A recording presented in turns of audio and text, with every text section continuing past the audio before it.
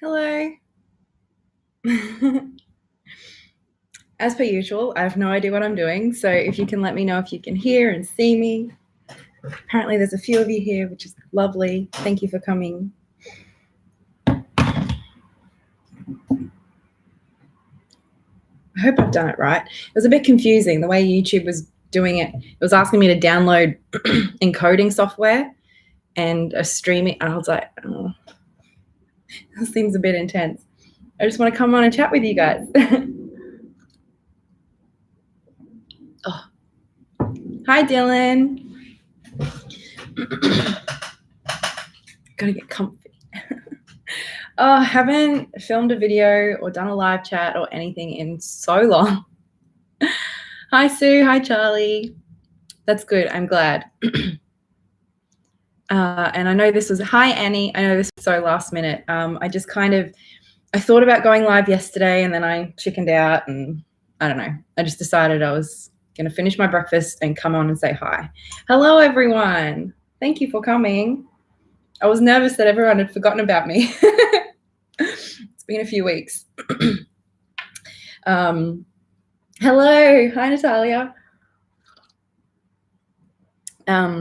So I'd be like talking to myself, which is okay. I mean, that's how I started my channel, right?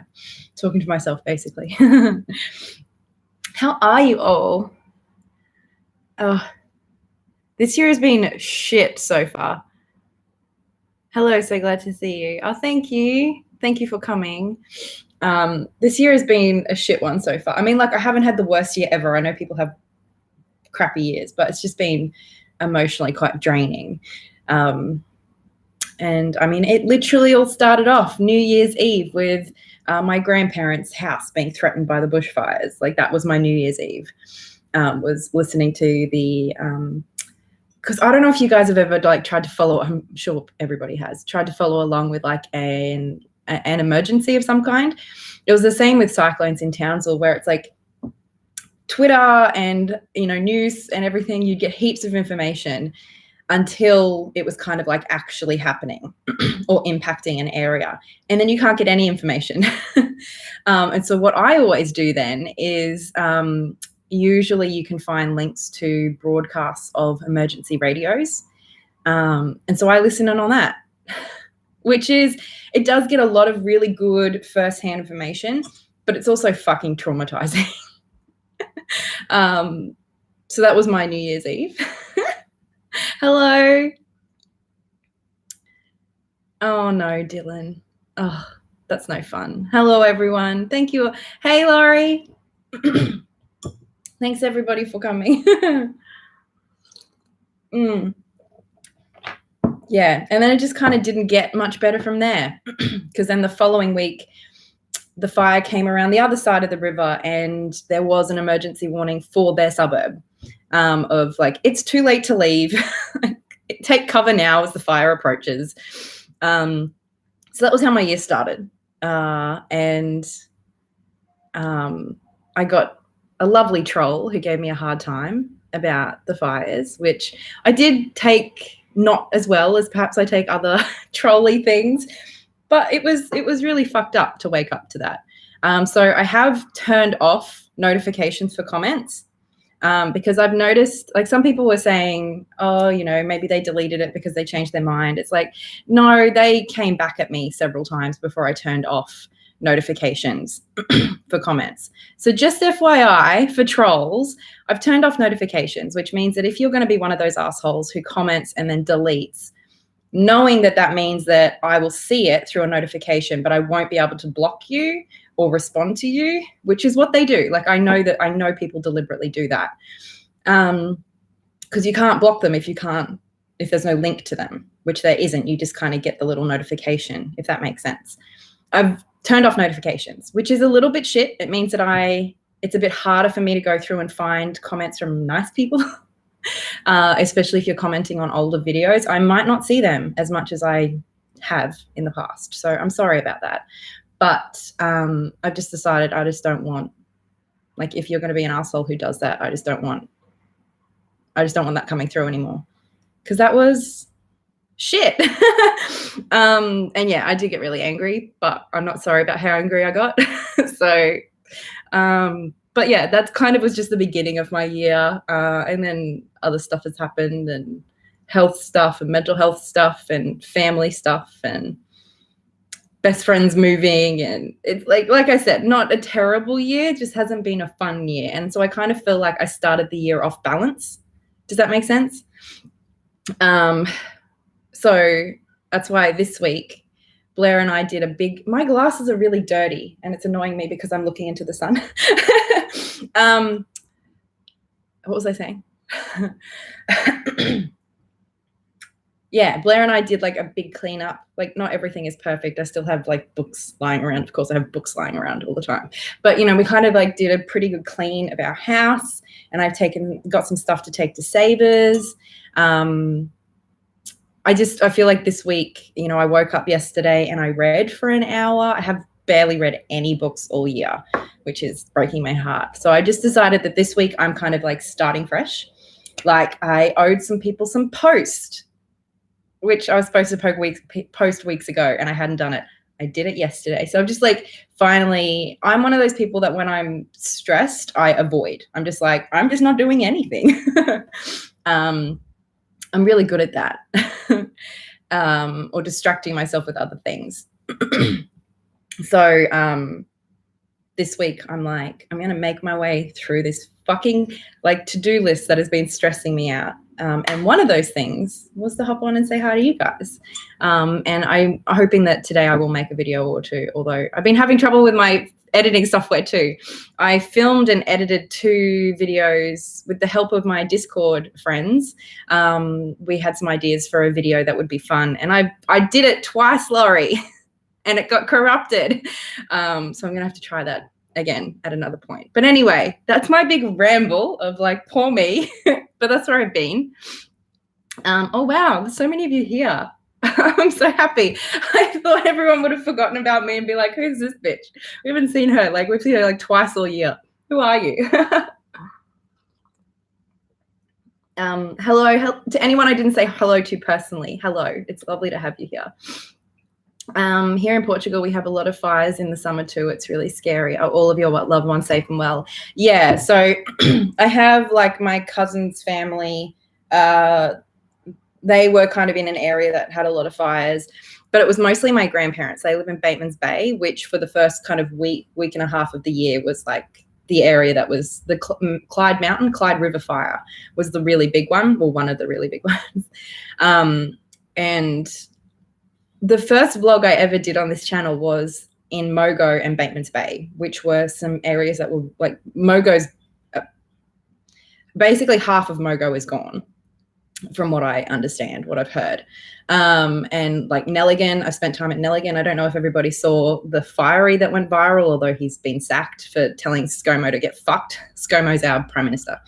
So it isn't an area that I love and that I've spent a lot of time, and that people I love live there. And the fire did get within about 100 meters of my grandparents' house, which is very scary, but they're okay. They're okay now. Now they're experiencing floods. Like, Australia is fucked.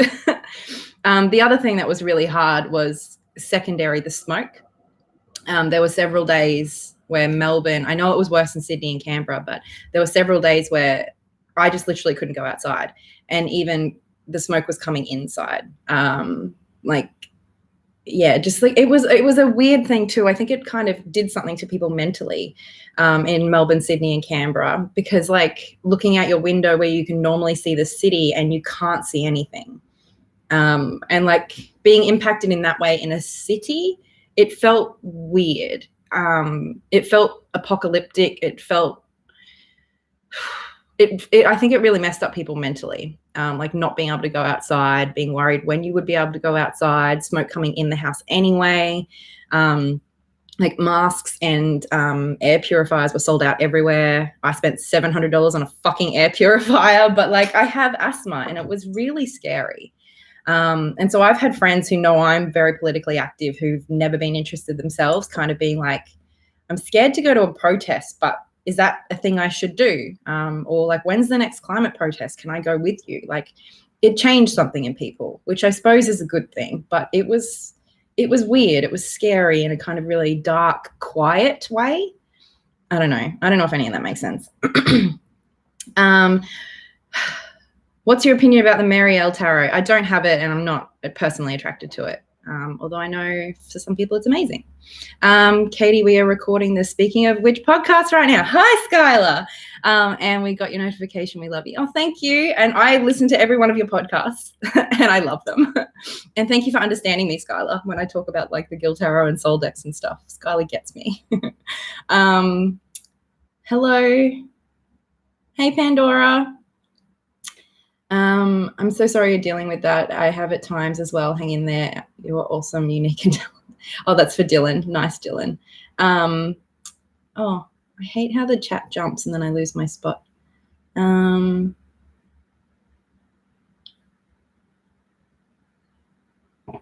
It was shitty and I wish I could ruin the tires on their car. I was mad too. I'm kind of like over it. Like, fuck you.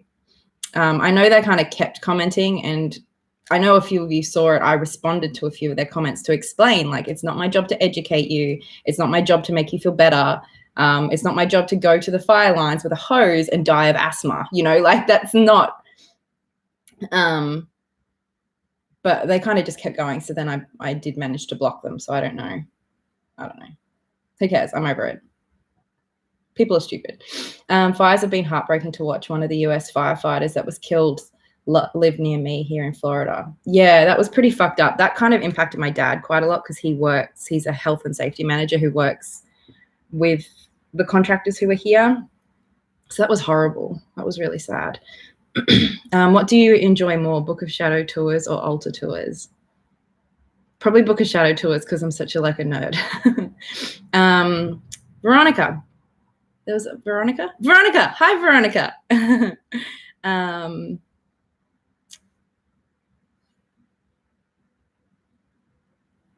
I did see that he ran away from the honesty. I cheered them on, telling the ass off.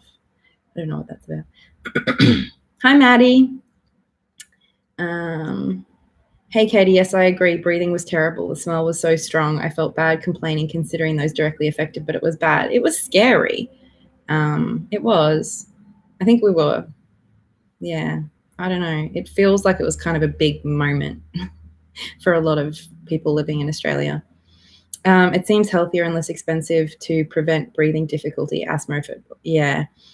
It was also just mentally for me. Like, the first day the smoke came, I was like, oh, I'm going to have to go home. So I went home early, like kind of canceled my afternoon, and I was like, I should just shut all the windows, shut all the doors, and I'll be fine.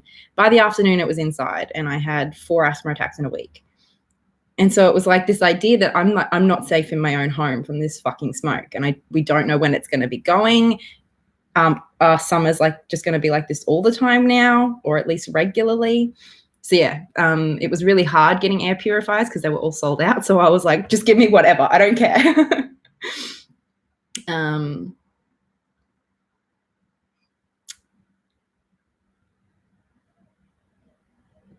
exhausted, but listening. I got 2 very sick dogs. Oh, I hope they're okay, Veronica. Hi, Butterfly.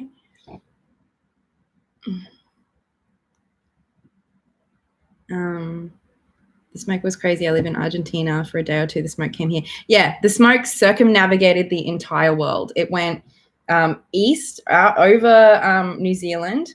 The slopes, the snow in New Zealand turned like red, some of it. And then it went over to South America and then came back to the western side of Australia. Like, how fucked up is that? Like, that's how much smoke there was. It's insane.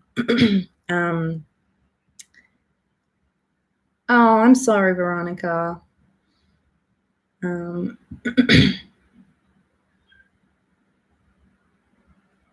Love that drawing of me and Blair. Yeah, my friend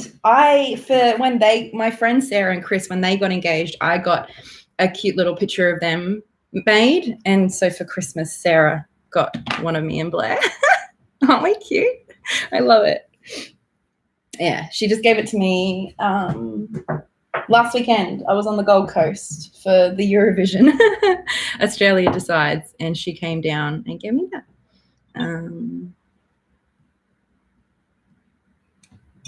Yes, it is very cute. Okay, well, I'm like, my eyes are all tearing up. So I don't know how many days ago, 4 or 5 days ago, I put a thing up on Instagram, my Discord, and here in the community tab on YouTube for questions for a Q&A, because I was kind of making it like an annual thing for New Year's Eve, but New Year's Eve was awful. So I haven't gotten around to doing a Q&A in a while, so I thought we could do one. And I have heaps of questions, so I don't know if we'll get through them all, but I'll do my best. Your eyeshadow looks amazing. Thank you. I've gotten into like eyeshadow in the past like 6 months, and I suck at it, but I think I'm getting better, and it's really fun.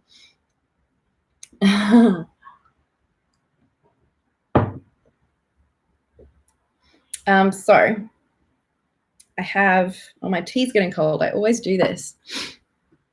Sounds like I should grab some tea. Yeah, we're going to be here a while.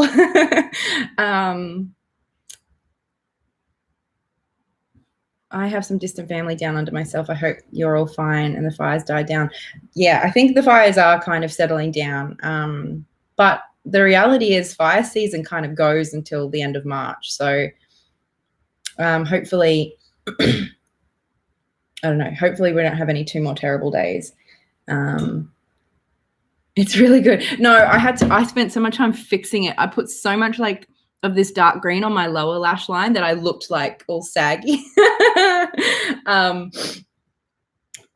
I think it's okay. It's not great, but from a distance, it's like, oh, that's some fun color.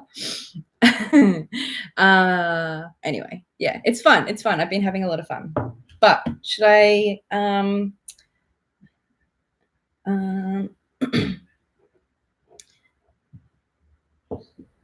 Hi, Hobbit. Hobbit Notes. That's a fun name. Enjoy your day off. Yeah, I don't want to talk about the brands that I use because I don't really know anything about makeup. And it wasn't until afterwards that I got some gifts and stuff. And also just bought some shit because it was on sale. You know, I was just excited. And I don't know that I would support the creator necessarily that I got this from.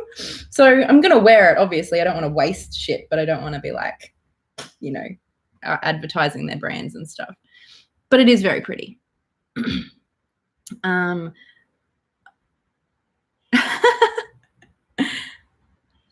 Zach. How was your Valentine's Day? We didn't really do anything. Was that Friday? Yeah, I worked.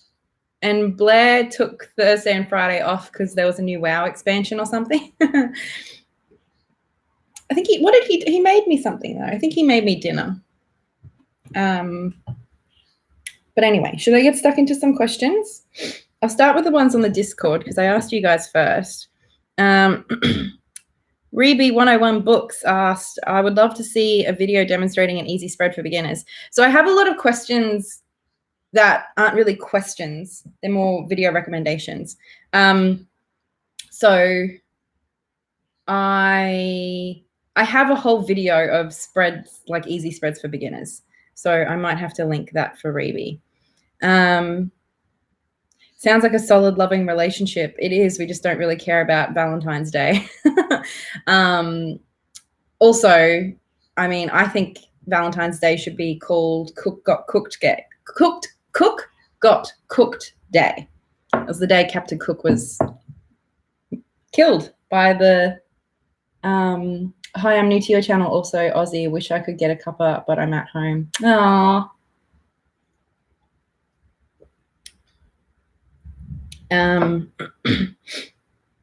Yeah, I just don't really like Valentine's Day. We do a thing where each month Blair and I each pick a like a date for us to go on. And so that's like our thing. And I don't know, I was tired. Captain Cook got cooked on Valentine's Day. He didn't actually get cooked, but yeah, he got killed on Valentine's Day.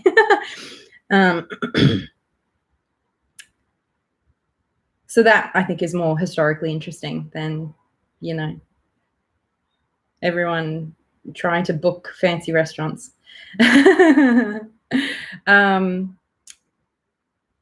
If you had to choose one tarot deck from your collection to represent each of the 5 alchemical elements, oh fuck, this is shit I have to think about. Oh no. Oh no. I thought I could come on here and just kind of like casually drop my answers, but some of these are actually really good questions. What's your favorite hiking spot and why? I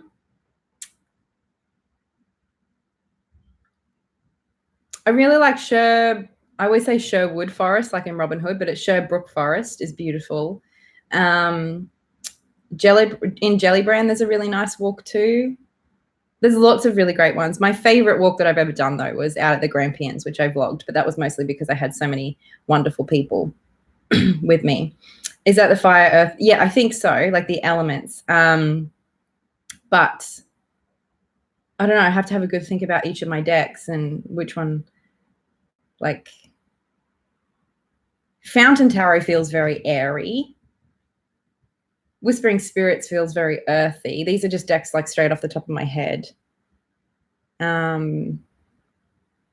don't know. I have to have like a good look at my, maybe, does it have to be tarot? Yeah, tarot.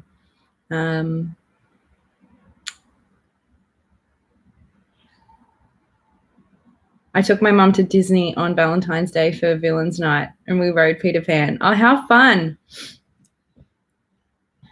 Fountain of Air. The Fountain Tarot, I think it feels quite airy, an airy deck, yeah. What's your favorite board game? Any oldies or goodies? Well, we only kind of got into board games recently. I always loved games like Monopoly, but nobody likes them, so nobody plays them with me. But I love Heart of Crown is our favorite game that we play all the time. It's a deck builder game. We also really like Hanamakoji, which is like a really short, fun game. And then the Harry Potter Hogwarts Battle is also an awesome game. I bought that one, Harry Potter, I bought that one to take to my friend when she was in hospital, and that's what we did. We'd play that. And it's like a co-op deck builder. Turns out I really like deck builders, at least the ones we've played. But yeah, those are kind of probably my 3 favorite. I also really like the Seven Wonders Duel, but Blair didn't really like that, so we haven't played it a lot lately. Laura from Aquamarine 18 asked, what superpower or supernatural ability would you most want to have? Oh, I suck at this question. I suppose I'd like to like instantly transport places. You know, like after a really long night and you don't want to walk home, just like transport into bed. Or like, you know, because I have friends who live around the place, like just transport up to visit them for a day. That'd be great. Does that count? Like instant teleportation. I love to play Catan. I've never played Catan.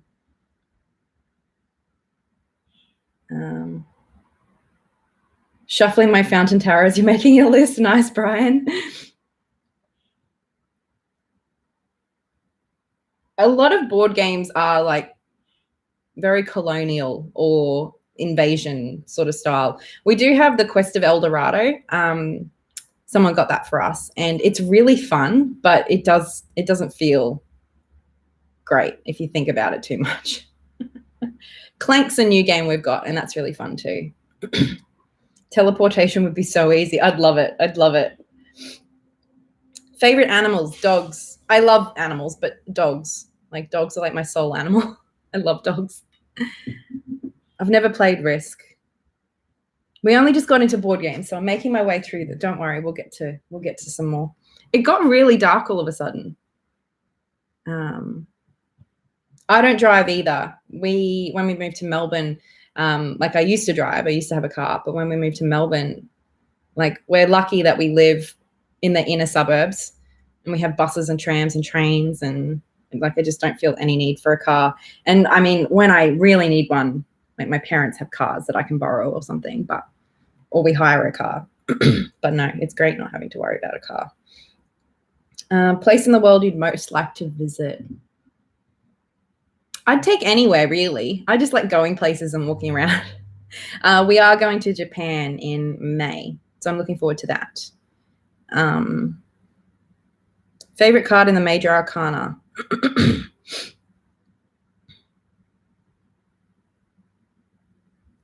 I really love the Hangman. I always liked the Hanged Man when I was first learning about tarot. I just thought it was really interesting, and something about it always really, I don't know, piqued my interest, and that I always just really liked it. And then I found out later that it was my birth card, which is kind of cool. I just like that there's so many different ideas of the Hanged Man. Like some people very much focus on the suspension. Other people focus more on the like sacrifice, enlightenment angle. Like there's so many different ways to go with it. And I just think it's a cool card. I really like it. And I identify with it a lot too. And then I also, much more recently, like in the last few years, I've fallen in love with the Fool. And the Fool is something I know doesn't necessarily come very naturally to me all the time, but I try to kind of take the Fool as inspiration for a lot of my life because it's just a lot more fun.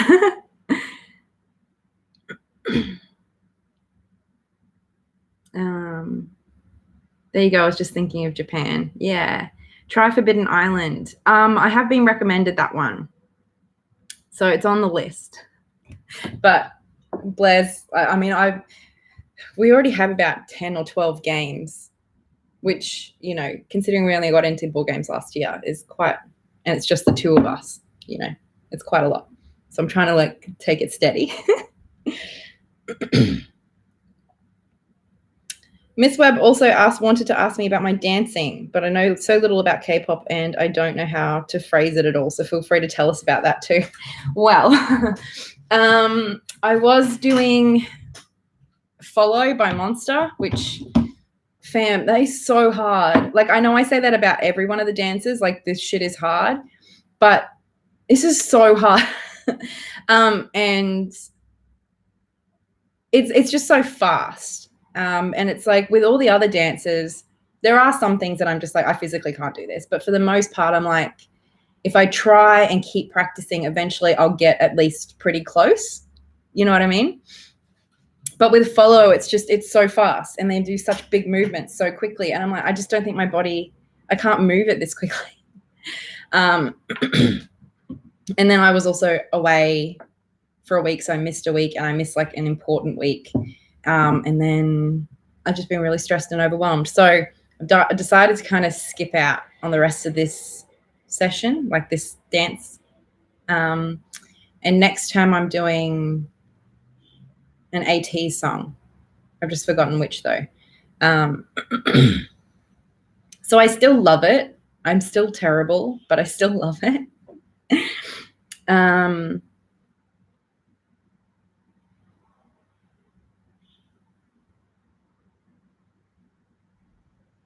Then we have difference for choosing a tarot or oracle. Why taking one or the other? For which situation or request? I don't know. I suppose I just get it. Like basically the question is tarot versus oracle. When you use which? Just get like a feeling. Sometimes I just don't feel up to tarot. Like sometimes I just can't be fucked. I'm just not in the mood to think that much. Does anyone else get like that? Which has been me a lot lately. So I just end up pulling an oracle card or two as opposed to a tarot reading, which, I mean, I can pull a tarot card, but for the most part, I tend to do 2 or 3 or 5 card spreads. So I don't know. Yeah. It just depends on which deck specifically I feel like using. And also whether I have like a specific question that I need to kind of break down and get to the bottom of, or if I just kind of want a bit of a pep talk for the day. If it's a pep talk, I'm probably going to use an oracle deck. If it's like a question with depth and, you know, I want to sit with it and think about it for a bit, I might use a tarot deck. Also, oracle I tend to use with my mum because I think then it's more accessible to her. Like when we go away, I'll bring an oracle deck because then we can each draw an oracle deck for each other. Whereas if it's tarot, I think it can, like she can be like, oh, this is what this card makes me think of. But I think it feels a little bit less accessible to her, which is fair enough.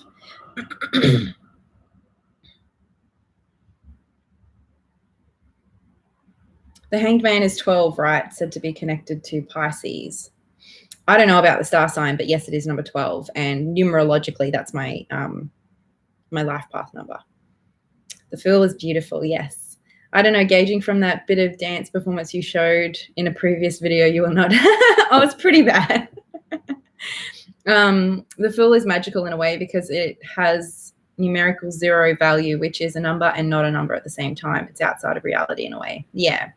Can you pull us a card, Katey? I don't know. We might later. We'll see. I tend to use tarot and oracle together, but most days I just pull an oracle card. That's my favorite method. Yeah. I've been shuffling my decks like a madman for the past month. So just to shuffle them and exchange energy. Nice. My parent. Oh, sorry. Big lightning strike just out the window. Yeah, we're going to have a thunderstorm. Can you guys hear that?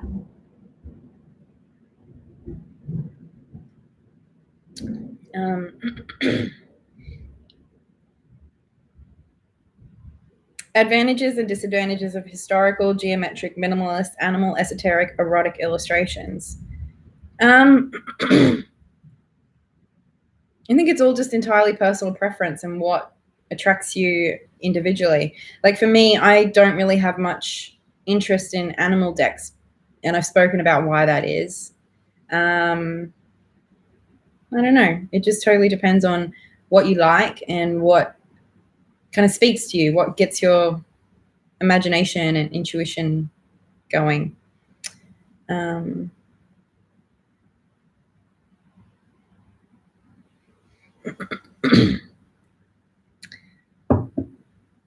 Okay, Laurie, you asked a bunch of questions. Thank you. I feel like I'll have to talk to you about some of these. Do you have a deck that you would use for everyone, children through 100 years, all belief systems, all cultures, all genders, everyone? I don't know. I think I could pretty much use any deck for most people, maybe not children, because my first thought was something like the Next World, but that might be a bit intense for kids. I could go something safe like, my Dreamtime reading cards or saltwater reading cards, but for tarot, I'm not sure. Nothing springs to mind. What are your favorite sports? I don't really like sports. The only sport I sort of watch anymore is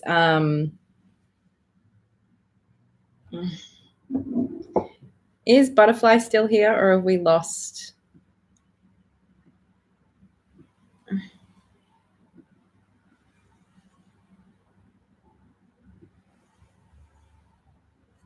Have we lost our mod? What was I doing? The only sport I sort of still watch is cricket.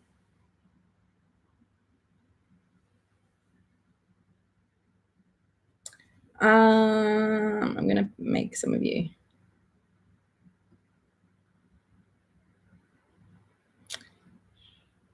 Laurie, I made you a mod. If anybody else is keen to be a mod, you don't have to do anything. Like if someone's being a bit, disagreeing with me or something, that's fine. But if they're being just gross or racist or something, then just delete them.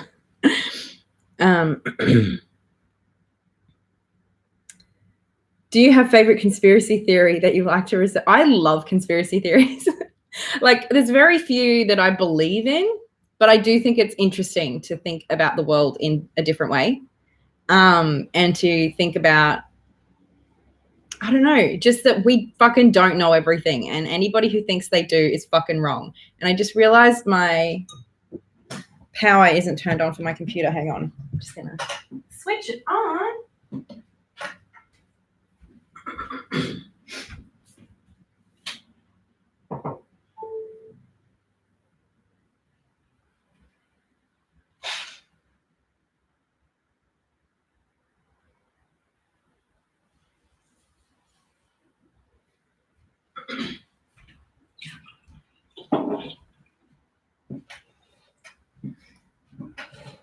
I forgot to, like, I plugged my computer in. I just hadn't switched it on, so it was dying. Yeah, I love conspiracy theories. I love watching videos about them. I mean, some of them get pretty messed up and racist and weird, but I like fun ones. I just think they're interesting. I don't have a favorite though.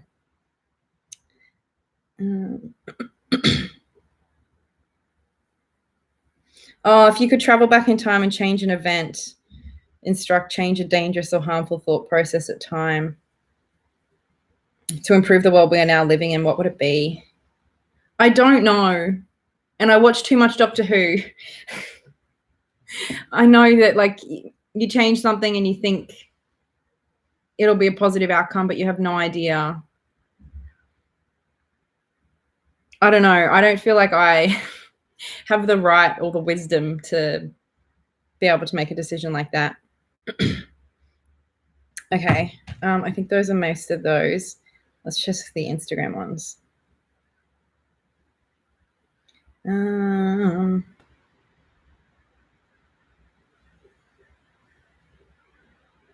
I had a lot of Lavender and Latte wanted me to compare the Mons Tarot and Whispering Spirits, which we did, which is great.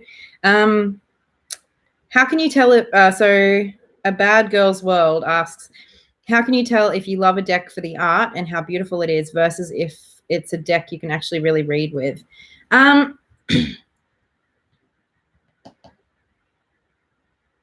don't really know. I think it took me a bit of trial and error of working that out, like getting decks that I was like, oh my God, I love this artwork. And then when I'd get it, I'd be like, it just doesn't speak to me. I can't really read with it. So it was just a matter of trial and error. And when something didn't work, kind of asking myself why, like what wasn't clicking, as opposed to just being like, oh, it's not for me, next. And I think, you know, that's how I realized that I don't like animal decks, as sweet and lovely and cute as a lot of them are. And as much as I love animals, I don't like animal decks, or I very rarely can read with them. So I think it's just about, knowing yourself, asking those questions, being willing to try things, but then also accepting that you don't have to have every pretty deck in the world. Not every pretty deck is going to be the right deck for you. And I suppose when I am looking at like walkthroughs or flip throughs and looking at those cards, rather than thinking about whether I like the images, I mean, obviously that's part of it. We all have like a response to whether we like something or not. But rather than thinking about, oh, I like that. Oh, I like that color. Trying to think, just let myself see what comes to mind. Like if somebody's flipping through the cards, if I'm not having my own responses to those cards of like, oh, that makes me feel this, or oh, that makes me think of this. If I'm not having those thoughts, if I'm just thinking about how pretty the artwork is, there's a good chance that's a sign that it's not the right deck for me.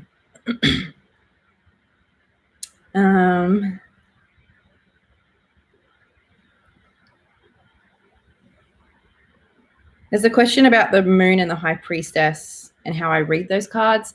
I appreciate the questions, but I find those sort of questions difficult for a Q&A of like, how do you read the High Priestess? How do you read the Moon? Because it's like, it really depends. It depends on the spread and the question and all of those things. So I don't really feel like I can answer that. Augury asks, hi, any progress with jewelry? Hope's all well with you. No, no progress with almost anything this year. So sorry to disappoint. What is wrong with me?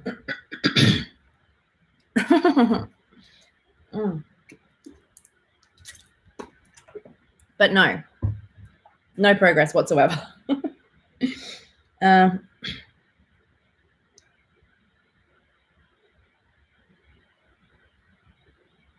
And Kristen's Corners asked me about how, like, a video on learning the tarot card meanings, which, again, is a bit tricky for a Q&A. They also asked, or how do you set a practice into one's schedule with very little free time?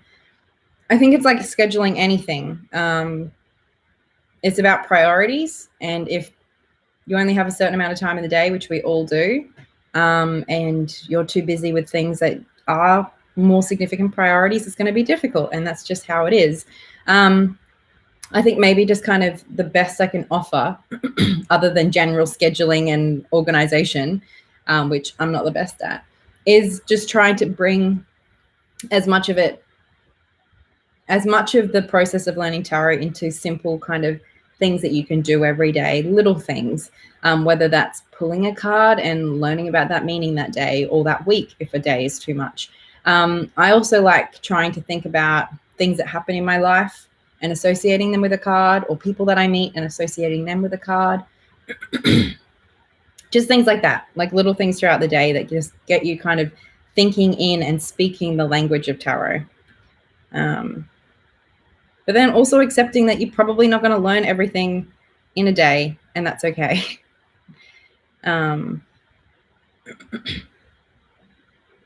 Or even a week, or even a year, or whatever. Like, we all take our time, and that's okay. Now I have to get to the other set of questions. There's questions all over the place. I like tried to ask questions in lots of different places. So, because I know people follow me on different platforms, but it means I have to jump around the place to find the questions. And I should probably check. Okay. Why is this so tricky today? Add moderator. There we go.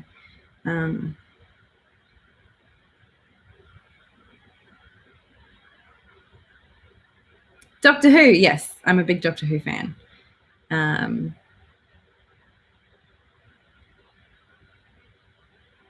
know that I know nothing. Yeah. I love the Back to the Future movie. I've never seen it. I know that's like blasphemy to some people, but I've just never seen it. I don't think I could change anything about the past either. Yeah, I don't know. Like, obviously there are some things I want to change, but I kind of feel like, I don't know. There's just so many moral questions that come up with that. Hello, Tara Apple. How are you?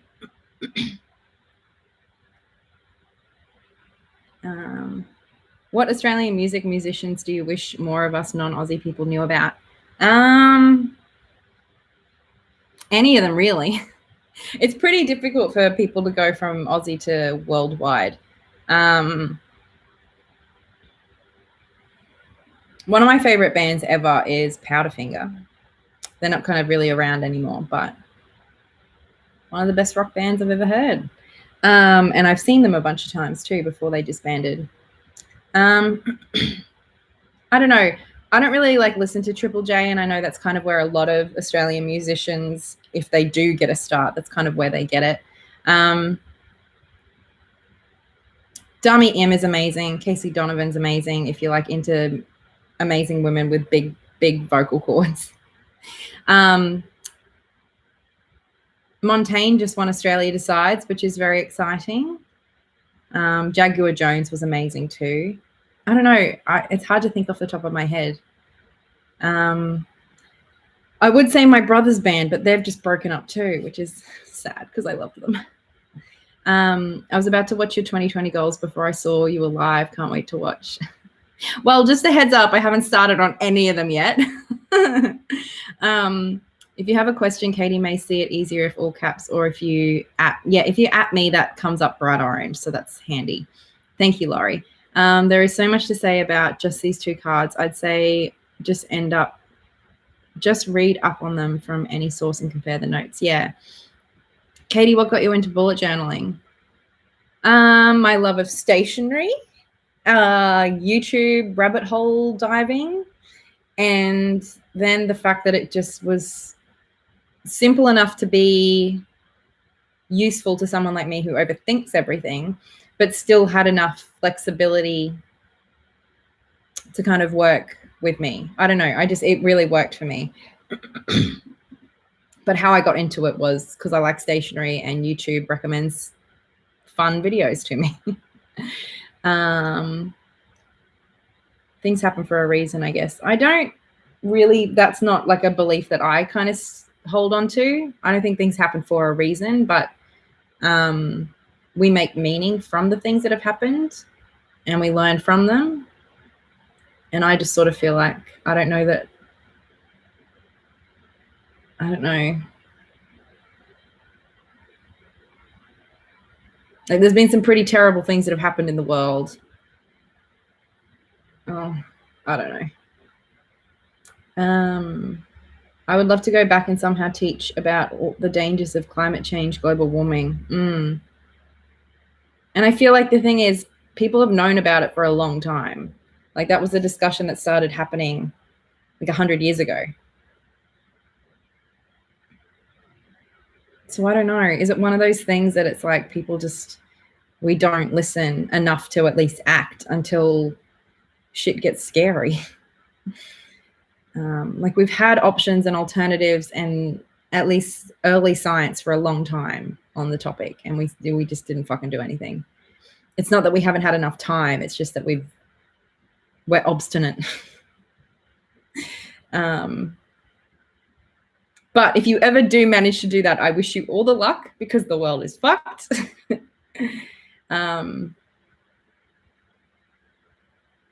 You should. They're so much fun. And in the presented future, the main character, Marty McFly, ends up in a future with a character just like Trump in a Trump tower. Oh, wow.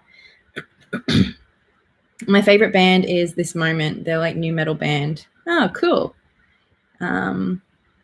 Nice Dylan. My favorite music crush is Worry Worry, a relatively lesser known chill artist. Very cool. I understand what you mean. It's very complicated. Yeah. Exactly, Katie. They have known about it forever. Maybe encourage the belief in the danger. Yeah. Since my question either got answered while my dog took off or missed, is there a deck that isn't too sweet? There's lots of decks that aren't too sweet. Is there a deck line? I don't know what that means. Yeah, I'm not really sure. Sorry, Melissa. Okay, on Instagram and the stories, we have some questions. Some of them are just stupid, trolly things, but that's all right. Where have we got some actual questions? Rut Varuthi asks, why don't you like the Thoth system? Well, I don't really like Crowley, and I just don't like the deck. Whenever I've kind of played around it, it just doesn't feel good to me. It feels like oppressive is like how it feels in my hand. It feels, I don't know. I just don't like the feeling of it. I really like the artwork of it in terms of like the colors and the lines and the light. But I just don't like the deck. And because I don't like Crowley, that also just means that I have no interest in like moving past that. Do you know what I mean? Like, maybe with some other things I might be like, okay, so my initial response is not positive. Let's see where I can take this, or let's see if I can grow or develop or learn something different. But it doesn't feel good. I don't like the feeling of it for me. Plus, I don't like Crowley. So I just don't feel the need to spend time on it either. Do you know what I mean? It's like, no shade if people do like it, and you can detach that idea of Crowley from it or whatever. Like, if it's a deck that works for you, amazing. But it's not a deck that I feel the need to learn. I don't like the feeling of it, how I feel when I'm holding it and looking at it. I just don't like it. Opinion of Australia's entry for Eurovision 2020. It was instant love for me. Well, so I went up to the Gold Coast in Queensland for Australia Decides this year again. I did last year and it was great. I loved it. And it was very exciting. I was supposed to go with my best friend, but she couldn't come. So I ended up managing to convince my mum to tag along with me. She doesn't like Eurovision, but she had a good time. And going in, Montaigne's song was my favorite song. I also really liked Jaguar Jones, and that her song grew on me a lot. And then the night of, I still think Montaigne had the best song, but I think Jaguar Jones and Casey Donovan were the outstanding performances of the night. Casey made me cry like a little baby, and Jaguar Jones just was like a really high impact fun moment in the competition. And plus, she's just a really cool person. So I was I was kind of rooting for either of those three. And I don't think Montaigne was as strong in her live performance. I think she relied a lot on the backing track, which clearly you can't do at Eurovision. But I do think she had the best song. So there's plenty of potential there for however they choose to stage it. And I mean, like Kate last year, her staging, while it was impressive in terms of scale, it was very messy. And that's kind of one of the complaints Montaigne staging this year had, is that the idea was there, but it just wasn't quite executed well. Like it was just lacking in some ways. Like I really like the one shot thing. And I don't know, like it made you feel something, which is kind of the point too. But Kate's staging kind of went next level when we got to Eurovision, which was really, really cool. And it was still similar to the original idea, but also totally transformed. So even though I'm not super impressed with Montaigne's staging at Australia Decides, I am totally open and optimistic about what they'll do for Eurovision. I have decided that this year I'm not going to get as into pre-Eurovision season as I normally do. Like I love Eurovision. I go to the preview parties. Especially in like the 2 weeks before the date, I watch, all like the reviews and rehearsal videos and all of that sort of stuff. Like I get really into it. And the 2 weeks leading up to Eurovision, like that's all I do basically. So, but I'm going to be at uni, and also like 2 weeks after Eurovision, I'm still at uni, but I'm going to be in Japan. So I just feel like I'm going to have a lot of time, difficulty managing my time, especially around uni. So I've decided that I'm allowed to listen to the songs. I haven't listened to any other than the Australian ones so far. But when all the songs are released, I'm going to listen to them, and I might go to the preview party, but I'm not going to be watching all the videos like on YouTube and reading all the articles and kind of keeping up with who's doing what and who's doing well and who's not. So it's going to be a really different Eurovision for me this year. I'm saying all that. I might change my mind at a moment of weakness. But yeah, I love Eurovision. I love it so much.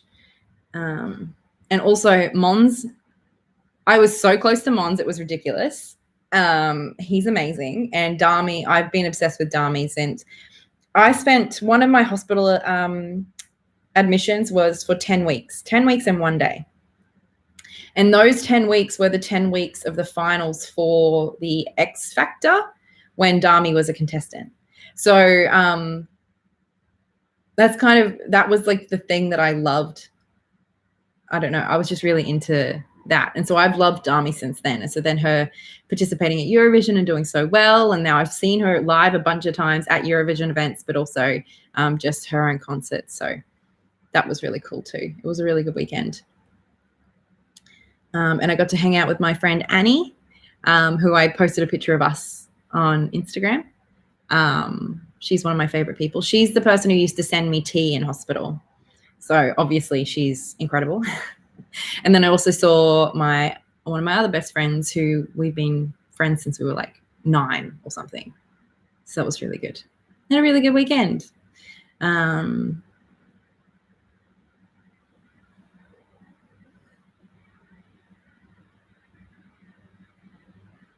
Oppressive is exactly the word I was thinking of. I'm glad I make sense because I don't know how else to describe it, but thank you, Chris. I understand, Katie. Crowley was a dark warlock and crazy. And also just he was a bit of a misogynistic wanker as far as I can tell. And I'm just not really interested. I just want to say your eyeshadow looks, thank you. Thank you. I hope you'll like them, Flower. You're talking about music. Very cool. Love the necklace. Thank you. I got it from work. I just thought it was cool and I wanted something different. Oh, good. You're still talking about music. I'm very excited for BTS's new release, but, that's just me. I feel like there was I got messaged a couple of questions too.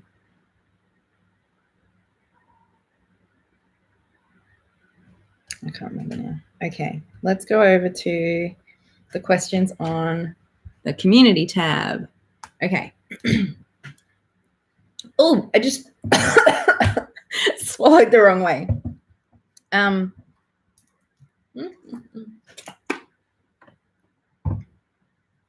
Neil Xavier Panera asked, have you tried using tarot cards for witchy stuff like casting spells? If yes, what's your process? A little bit, not a huge amount. Usually I use cards more as like a focal point for the type of energy or the type of outcome that I want, if that makes sense. So kind of as like a, you know, how some people might use crystals, you know, if they want to, I don't know, focus on self-love, they'll use rose quartz and they'll have that as the center of their spell or something.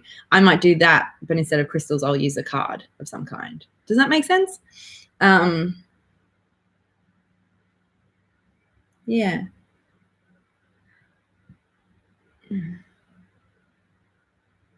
I'm trying to think. I think tarot cards can also almost be like a talisman or a protection. I've also kind of used it kind of like I was saying with the Fool before, but if you want to bring magic into it, where I'd pick a card that I feel like I want to embody and I'd use that in a process of magic of some kind, of kind of invoking the energy of the Fool more into, you know, my actions and my behavior and stuff. Kathy Painter, in the receive release reading, when the release card is a very positive one, it always throws me. Can you explain how I should look at releasing the energy of the sun or world cards, for example? So I think this is a pretty classic question, especially when you're in the early stages of learning tarot, is basically how do you read the positive cards when they come up in a negative position in a spread? Or in this case, the release receive is one of my favorite readings, spreads. It's 2 cards that I shared in my Spreads for Beginners video, where one card is what you need to release, so what you need to let go of, and the receive card is what you need more of, what you need to receive into your life. It's a great little spread. And so the question here is, what do you do if like the world or the sun come up in the release position? And I mean, I struggle with these sort of questions because, like I said, in a Q&A, it completely depends on, you know, the context of the reading. It depends on you and how you understand those cards to work. It depends on so many things. But to get you kind of going, a really simple example is like the world isn't just like a good card. No card is just 100% good. No card is 100% bad. Like we say that all the time. But like the world to me is about completion. And so for me, when I think of the world in kind of like a more negative aspect, it often has to do with perfectionism or an idea of our ideal self that we have to let go of, if that makes sense. Our idea of what the final product or something looks like or should look like. Perfectionism often, like that idea around that. So it could have something to do with that. The sun. To me, the sun can be a really dangerous sort of card. Maybe that's just because I live in Australia, so I'm biased. Like I love sunny weather. I love the sun, but too much of it can be really dangerous. And also the sun to me is less about, I mean, it has connotations of happiness, but it's also just about bringing light to a situation. So maybe, I don't know, if you are told to, if you get the sun in the release position, it might be, you know, to release an overly optimistic outlook. Like maybe you need to be paying attention to some of the harder things that are happening. Maybe you're being like, you're trying to whitewash everything or, you know, sunshine, rainbows, love and light. Maybe you're doing too much of that. I don't know. So yeah, there's lots of different ways. I don't know. What do you guys think? Any suggestions? I think a lot of it just has to do with kind of thinking about what that card really means rather than thinking of them in terms of good and bad. Like, what does the world mean? It means some kind of like ideal completion. A lot of people think of it as individuation or, you know, success. It's like, so what if, just think of anything that has like too much of that, or maybe you're putting too much focus on that, or what does that look like if it's taken to the extreme, or, you know, like there's shadow aspects to everything. So I think you just have to stop thinking of cards as good or bad cards.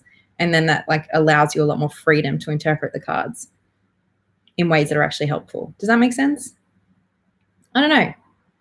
What do you guys think? Sounds like a 3-card spread I use. Let go of, hold on to, and lean into. I like that. I kind of use it as my last past, present, future reading. Very cool.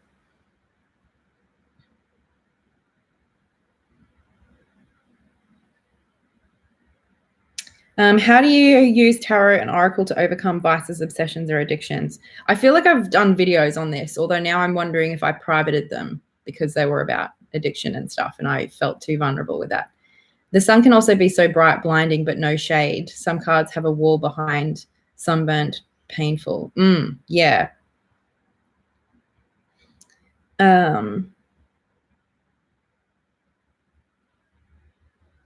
Yeah. Did I delete those videos or private those videos? You could think of it as being blinded by something, blinded by hope. Can't see the forest for the trees kind of thing. Yeah, nice, John. I'm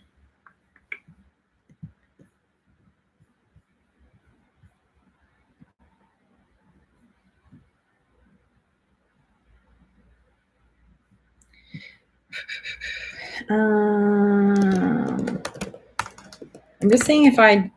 Oh, that's not how you spell addiction. That is. Okay. Yeah, no, I have videos up. So if anybody's... For those of you, because there was actually quite a lot of people who was like, I want this question too. So that was from Andrea Jane. I have a video in my therapeutic tarot series called Managing Addiction and Triggers. So I literally like have an example of something that I do with tarot for that stuff. I think also my self-care activities with the tarot would also be another one to look at.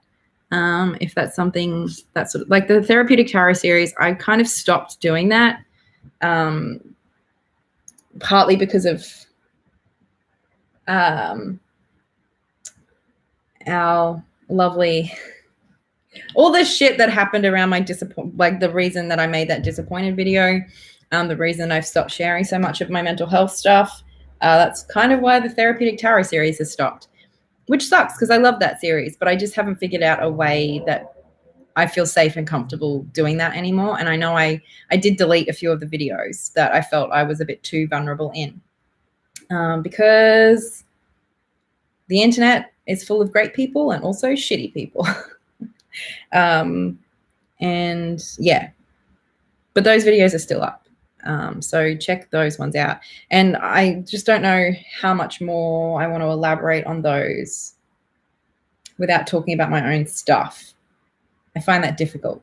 But I will say one of my favorite decks for that sort of stuff is the Elements of Recovery Oracle by Beverly King, which I've spoken about a lot in videos. And that deck is based on the principles of AA, or Alcoholics Anonymous, but she takes all of that Christian heavy language out of it, and also a lot of like alcohol specific. Like I think it can be used across, I just think, maladaptive coping strategies and behaviors.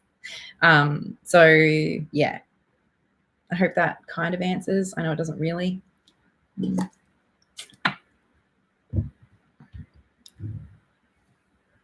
I use two choices spread that is similar to do. Don't how and if I use two different decks, one for each path. That's for Chris. But the traditional meaning of the sun is super positive, like a person becoming joyful, young, and innocent again. That's true, but the way we use tarot has changed. So a lot of the meanings of the cards have changed as well. And if you're doing a spread like release and receive, you're not reading tarot in its really traditional way, in terms of that more fortune telling, describing exactly what's going to be happening, all that sort of stuff. If you're using a spread like release and receive, that's not how you're reading tarot, I don't think. I think you are bringing in more of that psychological aspect, which means that, yeah, modern tarot is a little bit different. Nice. Yeah, it's good, Dylan. I think you guys are still talking about music.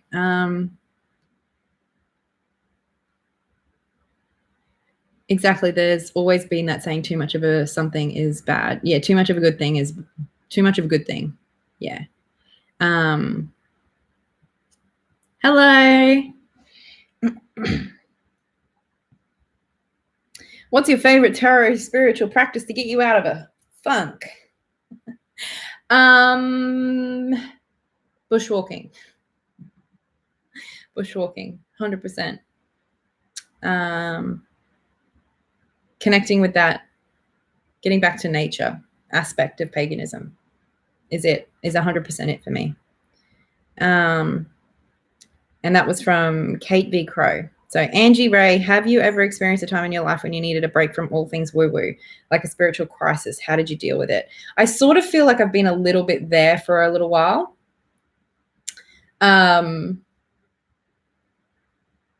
And I suppose I just kind of accept that that's where I'm at and let it happen and let me kind of move through that. I think kind of trying to hold on too much to a certain way of being and doing things and seeing about the world is not always, I don't know. Like there's something to be said for consistency and discipline and all of that. But then there's also, I think, an important, just as important as being flexible with ourselves and understanding who we are and where we're at, and understanding that change is part of the process, I think, for a lot of us. And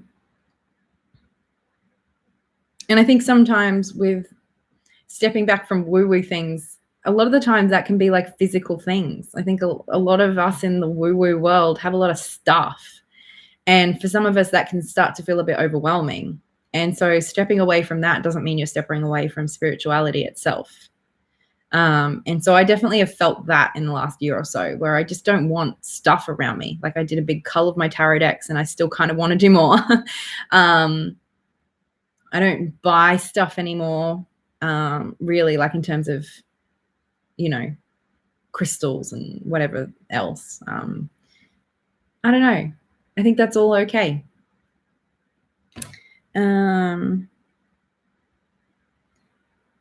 Someone said the Gold Coast of Florida is nice this time of year. Cool. Never been. Gold Coast in Queensland is nice too, although it was raining the entire time. PM. Hi, Katie. Could you do a show on different printers for tarot, how to release a deck and kickstart? I'm a Melbourne artist and just finished a deck prototype being printed as we speak and halfway through another. It has been an intense month. Okay, that's really cool. Congratulations. I hope it all goes well. I've never produced my own deck, so I don't really know why I would be the person you'd be asking that. I know Benabel Wen, I think, has created like a resource for tarot creators. I know Carrie Mallon has spoken a little bit about her experience. I've never created a deck. I've never published anything, so I have no idea. Witch of the Wildwood. What first got you into witchcraft, and are you accepting of gays? I am a part of the beautiful rainbow, and I love me some gays. Yes, I try to be as accepting of most people, including sexuality and gender diversity. As far as what got me into witchcraft, I don't really remember exactly. I know what got me interested in kind of some kind of spirituality, some kind of earth-based spirituality, but I don't remember exactly like what got me into that. I think a big part of it was I had kind of like a moment out in nature of just kind of like that connection and awe that we get in a really like that just, time stops and stands still, but at the same time, everything feels so expansive. And I don't know, one of those moments, I had one of them. And I realized that a lot of it had to do with my connection with the earth at that moment. And so when I got home, I don't really remember what I was searching or what, but maybe I must have read something before that had put the idea of witchcraft or Wicca in my mind. You know what I mean? But I came back and I found Tiptoe Chick. And then I found Annie from Mirth and Reverence. So that's kind of how I started down that rabbit hole, basically. Don't identify as a witch. I just identify pretty neutrally as pagan. But I know that I've kind of dabbled in that kind of practice, and I know that elements of that have come with me, if that makes sense.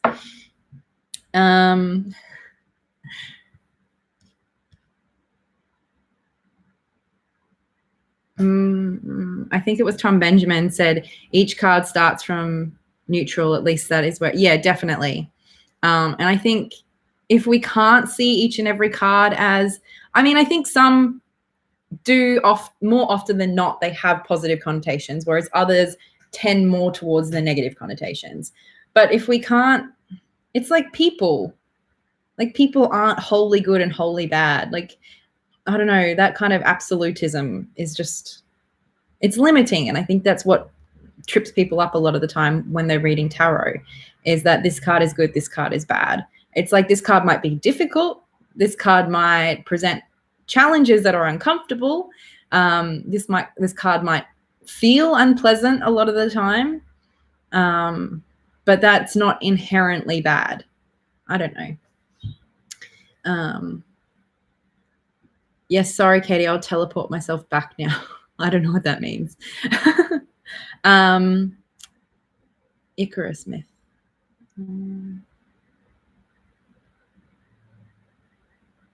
Oh no, it jumped. I was just about to read something. For the sun card, I like that. Melt your wings and fall. Right. You say rain like it's a bad thing. I love sun and sunny days and walking around. So I know I shouldn't be anti-rain, but when you live in Melbourne, a lot of days are rainy. So I was looking forward to, you know, a Queensland weekend. It was still great though. Haha, Katie, brilliant. I don't know. I didn't really know how to respond to that question. Rain is one of the major parts of my practice. I've always felt a connection to it. That's nice. It's not something I'm very into myself necessarily, though people say I have feminine side to me as a guy, but I love and respect every kind of human.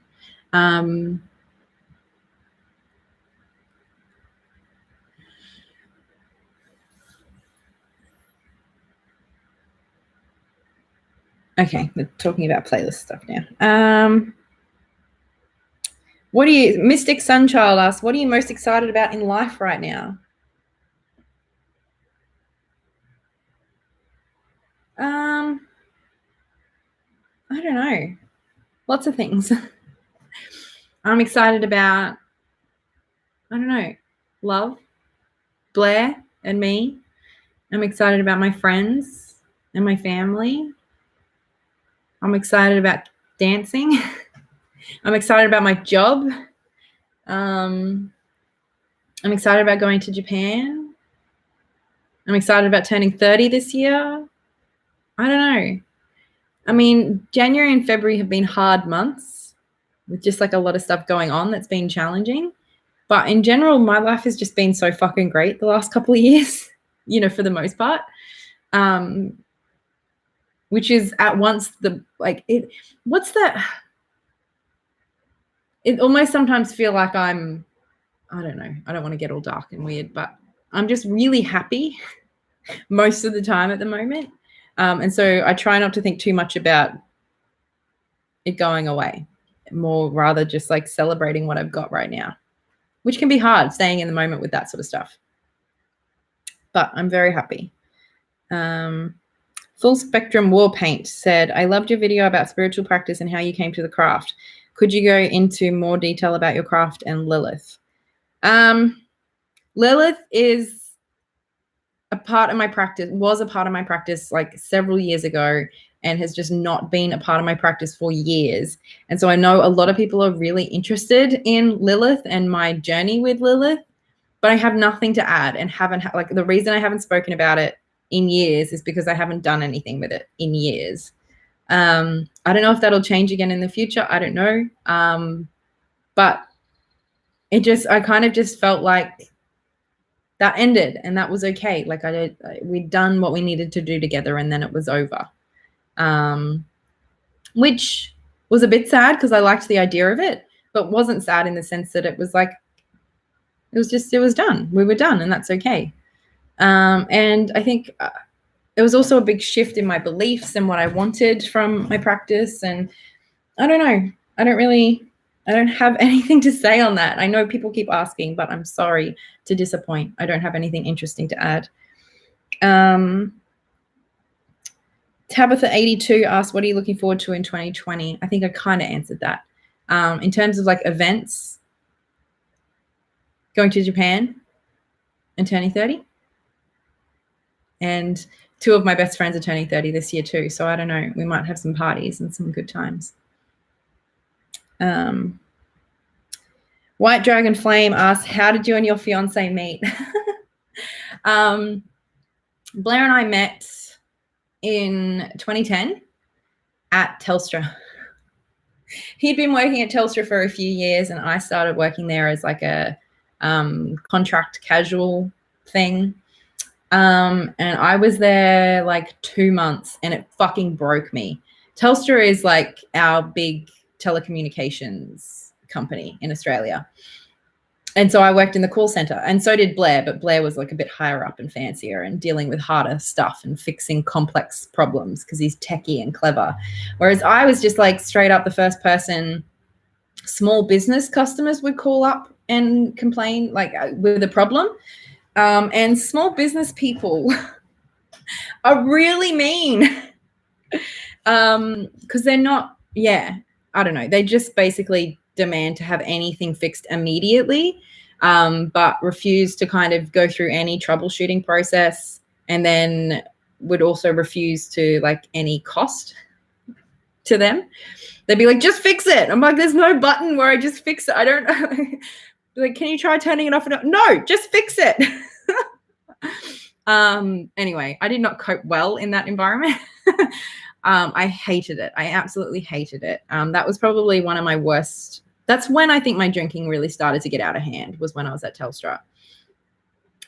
Just to cope with the anxiety. Like that call center environment was awful.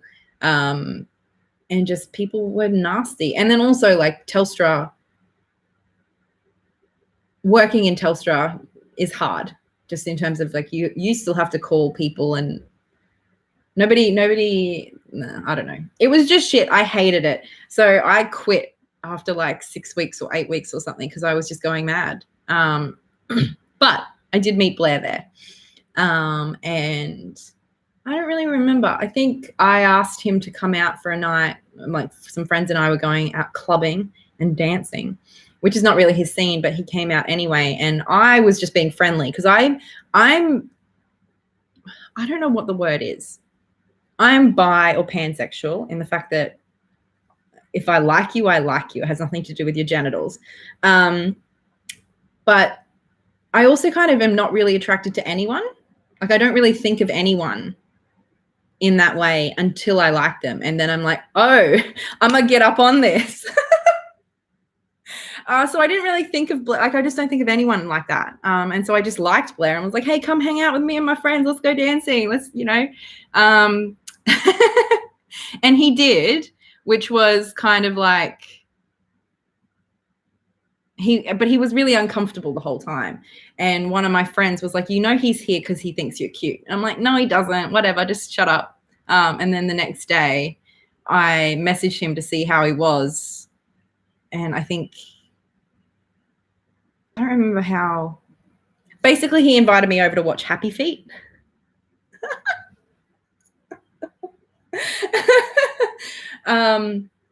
So we went and watched. I came over to his place and watched Happy Feet, and we hung out. And yeah, that's kind of the end of that story. But yeah. So yeah, I met him at Telstra at work. I didn't like work directly with him, but I don't know. I think we got talking about computer games and anime. And then, yeah. Then I was at his place watching Happy Feet, and the rest is history. How long are you going to be in Japan for? 3 weeks. We're really excited. We've booked the flights and that's it. I haven't booked anything else yet. I'm terrible. I've tried to advertise in the comments of the tracks, but apparently it's not.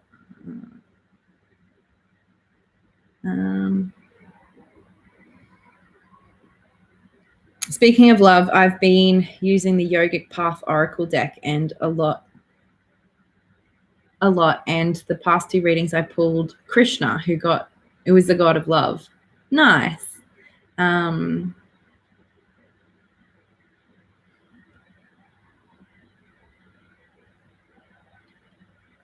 Having worked for a financial institution call center, I can agree that small business people were less polite than anyone else.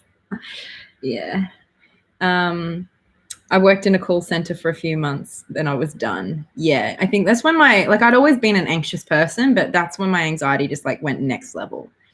And I was like throwing up all night and not being able to sleep. And then I was panicking all day at work. And so then as soon as work had finished, I'd just want to go and get a drink. And yeah, the 2 months at Telstra really fucked me up.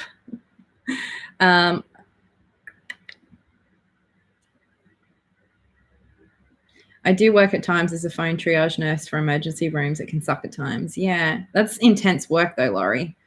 I'm a gay demisexual, meaning I must have a connection like friendship to have adult fun time. I can have adult fun time like really casually of like, don't have any feelings here or I'll get creeped out. But if I'm going to like someone and actually then I have to, I don't know. This is a weird conversation to have on the internet. That sounds a lot more like bi, pan-romantic, demisexual. But I also realize that's not up to me. I don't know. I've stopped thinking about that stuff too much. But it sounds interesting. Maybe I should look more into it. Must be awful to have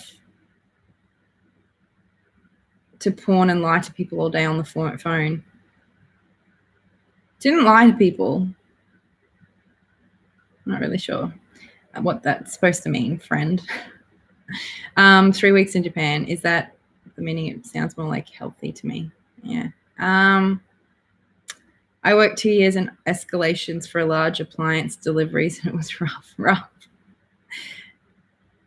But Katey, you were in a committed, yes, for 10 years nearly. And last year I asked him to marry me because I never really wanted to get married, but just legally, I think it'll be easier.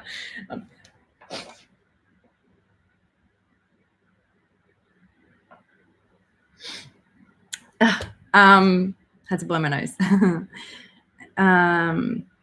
Well, the guy that called me from a call center lied to my face. Okay, I was like in tech support. But anyway, I think we could just divorced parents on a conference call about their child that hate each other is the worst. They are too busy screaming at each other instead of focusing on their child.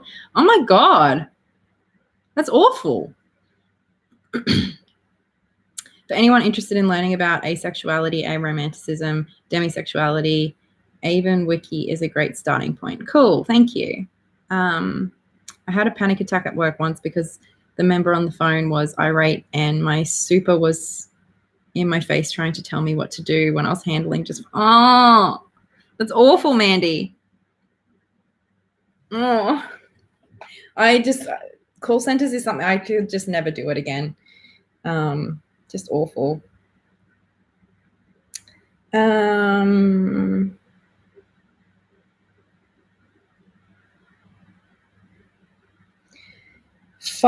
Earth, I think, asked, how would you describe your pagan path? Do you have any practice or ritual that you do regularly? Did it change through time? Yeah. So I don't know. I don't, like I said, I don't identify as a witch per se. I think the best way to describe me is simply pagan. I don't know, maybe that'll change. Maybe I'll kind of feel like I find a bit more of a singular path with time. But for now, it just feels very generically pagan, like umbrella term. I think I'm pretty on the agnostic end as far as belief goes. But how I like to see the world is very much as more like a pantheist. So those are kind of, that's kind of where I'm coming from. And then in terms of practice, it really depends. Like tarot is mostly a mainstay. So it's like oracle, that sort of stuff. And then prayer has been a part of it at different points in time. Magic has been a part of it at different points in time. Mindfulness and meditation, that sort of kind of stuff. Also, the main big part of my practice, though, is bushwalking and mindfulness in that process. Gratitude is also a big thing. So I don't know. It's all pretty, I was going to say lightweight, but big ritual stuff, that was a part of my practice early on. And I think that was good for me to go through that process of working out what I like. And there is something that I like about ritual, but just as far, it just doesn't feel, I never found kind of like the big ceremonial sort of process. It didn't feel particularly authentic to me. So yeah, I don't know. It's pretty chill these days. Pretty chill. I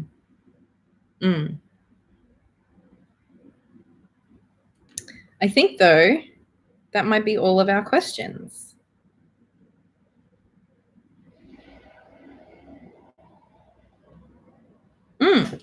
That's all the questions I have, I think. So unless, does anybody have any other questions? I mean, I know we've been asking questions, but does anyone have any questions in here for me? I was planning on filming a video or two today, or three. But I don't know. I've been on here for an hour and a half, so my throat starts to hurt with how much I talk. Yeah, I like easy, simple, and practical spells. Nice. I don't really do spells a lot anymore. Sometimes I do for fun, or if I just want to, or if it feels right. But I don't think I have like a regular altar practice or something that, I certainly don't have something I do daily. Precisely, the simpler, the more effective. I think it totally depends. I think some people feel so much power in like the bigger thing, in the kind of really ceremonial, dramatic kind of, I think there's a lot of power in that for some people, but for a lot of us, it's not, and that's okay. I think it was a bit of a process for me learning that I didn't have to do the whole big ritual, or I didn't have to do a ritual at all, if that wasn't kind of what I wanted, if that didn't feel right to me. I think it was worth experimenting with it and trying it out and all of that sort of stuff. I think it was worth the time. But if you figure out something doesn't quite work for you, then that's okay too. You may have mentioned this in another video, I missed it, but what's the biggest tarot purchase regret?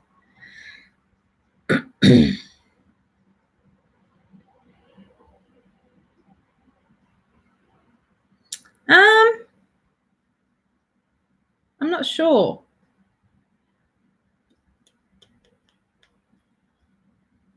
I suppose I don't have any particularly strong feelings because at the end of the day, it's just cards, and I never spend so much on a deck of cards that I'm going to be like fretting over it. The only deck I'm really kind of thinking of right now is the Nigel Jackson. Just because I thought that was a deck that I would really click with and really love. And it just like gave me the cold motherfucking shoulder. It did not want to talk to me. It felt quite bitchy in that way. Like just like you are not good enough for me. I'm not even going to bother. That's how it felt. And obviously it being like an out of print deck, it wasn't super cheap. But at the end of the day, I was able to trade it or sell it on or whatever quite easily. So it wasn't it was disappointing, but I don't know that it's a regret. Does that make sense? I don't know. I'm not someone who says no regrets. There are some things that I've done that I regret. And I don't think there's anything wrong with that. I think regret can be a really powerful tool for reminding us of where we've crossed lines that we're not comfortable with and what we want to make sure, that we're living by our values and our ethics. Regret can be a really powerful reminder of what's important to us. But so I'm not against regret, but I don't know. I think regret should be saved for things that are like, significant, not, oh, I shouldn't have bought that. I don't know. That's just my thoughts on it. That's a fun question though, John. I struggle to reconcile the idea of the swords with the Rider-Waite-Smith imagery. That's fair enough. I know some people do. I don't, but I really like the swords from the Rider-Waite-Smith. Do you or have you ever kept a dream journal, Katey? I think I tried for a little while, but I don't really dream a lot. In fact, my dreams totally changed when I got put on a different medication. I don't know. Dreams just don't, I don't know. You know how some people have really amazing dreams and they're always wanting to talk about their dreams? Like, I don't wake up a lot of the time and think, I don't know. Dreams aren't a big part of my experience. I mean, I'm sure I dream. I just don't really remember them very often. I don't really ever feel like I have particularly significant dreams. At least not. I think I used to get a lot of night terrors and nightmares when I was younger, but I don't get them as much anymore. I'm glad I caught this. Thank you. Thank you, Veronica. What's one spell that you made yourself that you're proud of? Mine is my hypnosis hot chocolate. I don't know, but that sounds amazing and I want to know more. Swords are the suit of the mind, so it's weird to me that they have are so negative comparatively. I think that's just the potential of the mind to frame our experience. Kind of like that idea that we can be a lot meaner to ourselves than anyone else can be. I think we have a lot of power to, frame our experience, and it can be really, really fucked up. It can be beautiful and amazing, and it can be fucked up. So that's why I think some of the hardest cards are there. And I think also overcoming our mind is kind of the one few things that we can do. Like, we influence our world to a certain extent, right? But we don't have a lot of control really over a lot of other elements. I feel like our mind is kind of one of the few areas that we have still not complete control, but a lot more control. I don't know. I think the sword suit is intense for a reason. But maybe that's just how I've decided to view it. I've never seen someone else say, before, apart from myself. I like it. Is that me? I'm confused. I'm sorry.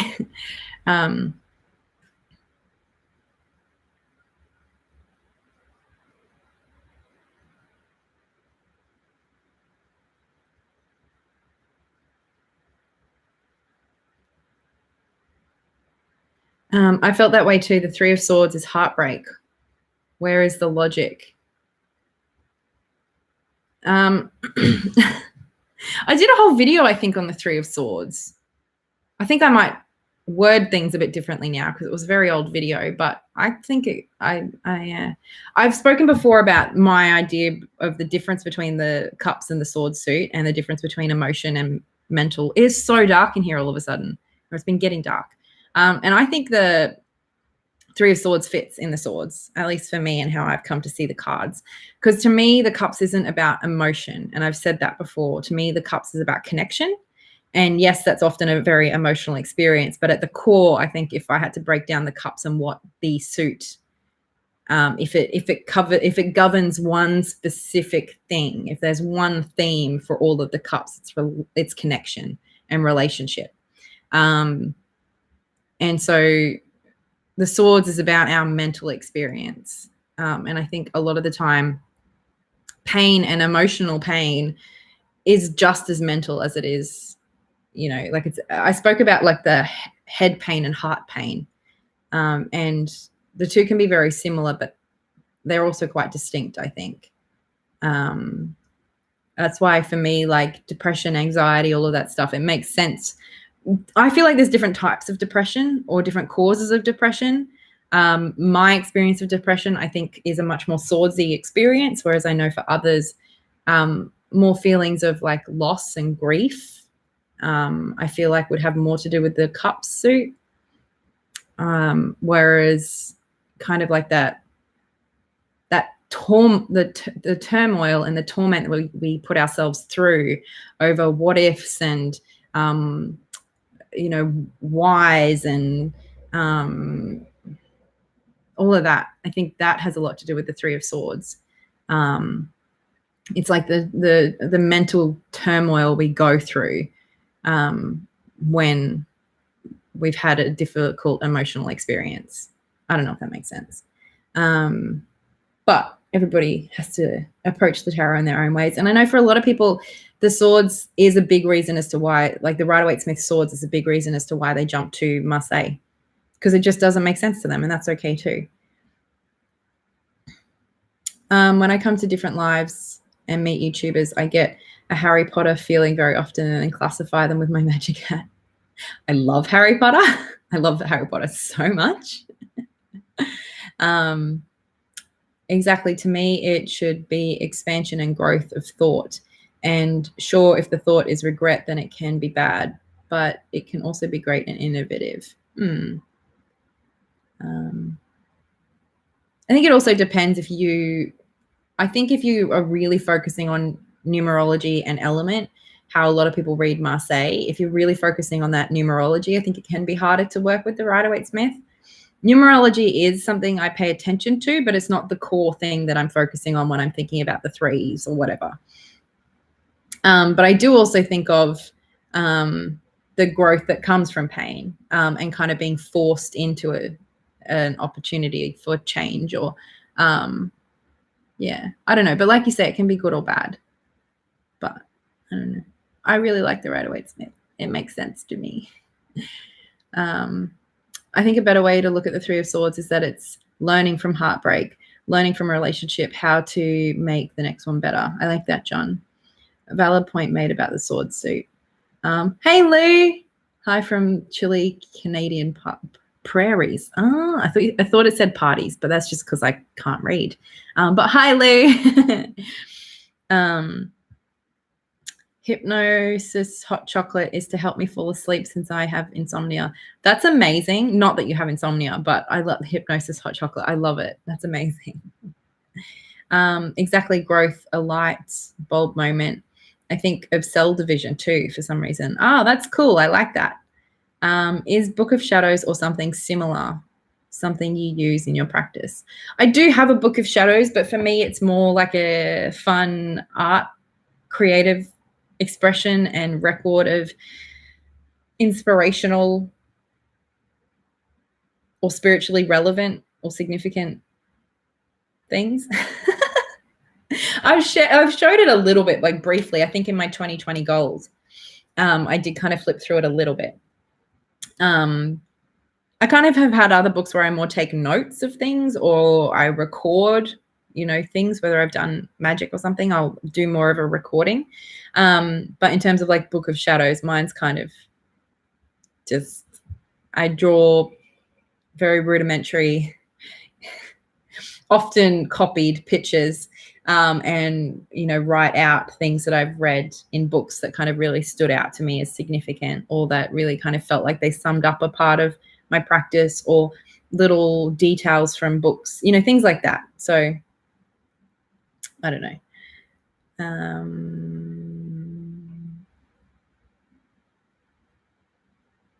Where was I? It's worked every time I've done it. Plus the last sip is an offering to Hypnos. That's cool. I love it, Dylan. Your fellow insomniacs would like to know more.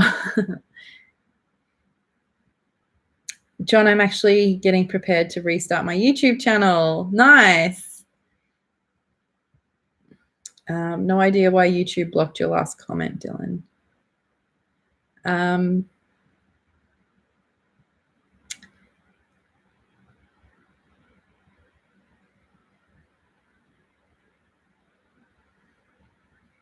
The Three of Swords can be the mental space where you aren't moving on. You're still sitting in the pain one way or the other. Yeah, that's sort of how I think of it. Not necessarily that you're not moving on. Like I like that. For me, it has that spin of, what's the word I'm thinking of? Been talking for an hour and 40 minutes. I start to run out of words. The anguish that we put ourselves through of kind of like going over things over and over again and the what ifs and the regrets and the just all of that stuff that can't really be solved and just has to be felt. to me, that's why the swords are coming in. It's like, rather than just allowing the feeling to be felt and to be moved through, it's like that mental process just won't kind of just keeps going.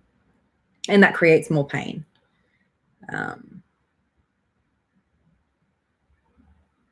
It's like the resistance almost. And then the dwelling, and yeah. I think I might started read the swords in a numerological Marseille way manner while sticking with the Rider-Waite Smith meetings for the rest. Fair enough. Yeah, definitely play around with it and find what works for you. That's always a great policy in my book. What also works for me is taking a few melatonin pills. Yeah, okay, we're talking about the insomnia.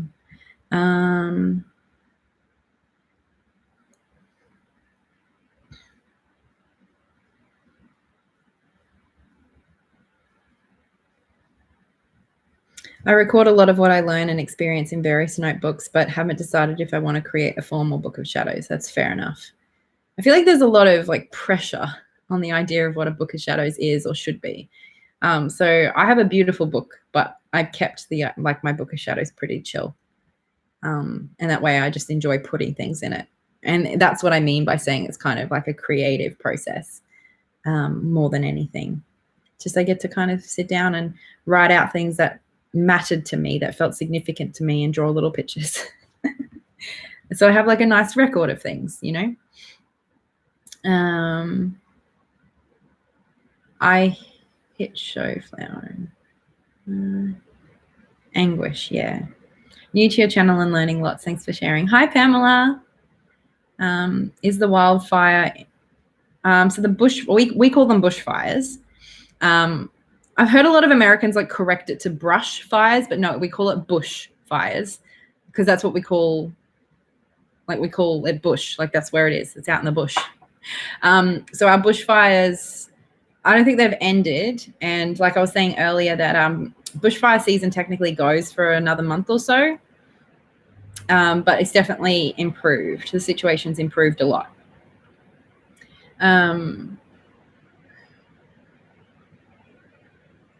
Laurie, I proved it as well.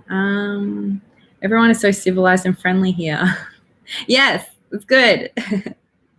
There's a lot of pressure to do a lot of things in the witchy pay. Oh, ain't that the truth, Kelsey?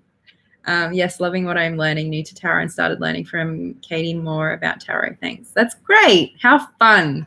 Oh, what a wonderful journey you're embarking upon. It's great to meet you, Flower. It's nice space Katey provides. Yeah. Well, I'm very lucky that everybody kind of helps make that space nice and not horrible and toxic. Because I'm not here for that. I'm done with that sort of environment. But yeah, I have a little list of videos that I'm going to try and make. Although I don't know if I'm in the mood now. I'll try and maybe film once because, you know, I'm done up, so I might as well be on camera, right?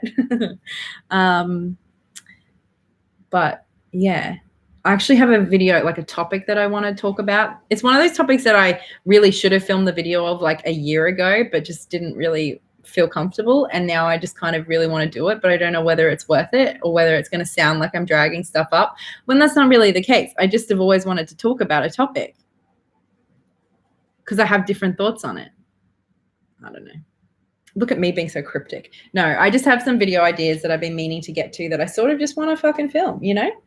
And then I also have some other fun ideas, like one that I spoke about in the Discord. And then I also have another one that's just really fun. And I don't know if people are going to like it, if it's going to be too silly.